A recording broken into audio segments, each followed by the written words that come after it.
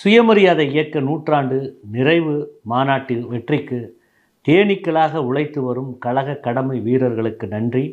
மாநாட்டில் உரையாற்றிடும் ஒவ்வொரு கழக பரப்புரை பேச்சாளரும் குறிப்பிட்ட கால அளவுக்குள் உரையை முடிக்க உரையை தயார் செய்து வாருங்கள்.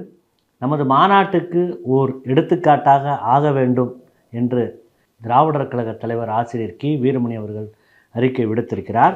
இந்திய கம்யூனிஸ்ட் கட்சியின் பொதுச் செயலாளராக 3வது முறையாக டி. ராஜா அவர்கள் தேர்ந்தெடுக்கப்பட்டுள்ளார். பிற்படுத்தப்பட்ட ஒடுக்கப்பட்ட மக்களின் உரிமைகளுக்காக என்றும் பாடுபடுவோம், உறுதுணையாக இருப்போம் என்று ராகுல் காந்தி அவர்கள் பேசியுள்ளார்.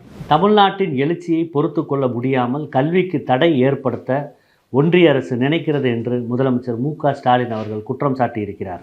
நான் முதல்வன் திட்டம் மூலம் ஏராளமான மாணவர்கள் வேலை வாய்ப்பை பெற்று வருவதாக தமிழ்நாட்டு திறன் மேம்பாட்டு கழக மேலாண்மை இயக்குனர் கிராந்திகுமார் பாடி தெரிவித்திருக்கிறார். பாலஸ்தீன பிரச்சனையில் இந்தியா ஆழ்ந்த அமைதி காப்பதற்கு காங்கிரசின் மூத்த தலைவர் சோனியா காந்தி கடும் கண்டனத்தை தெரிவித்திருக்கிறார்.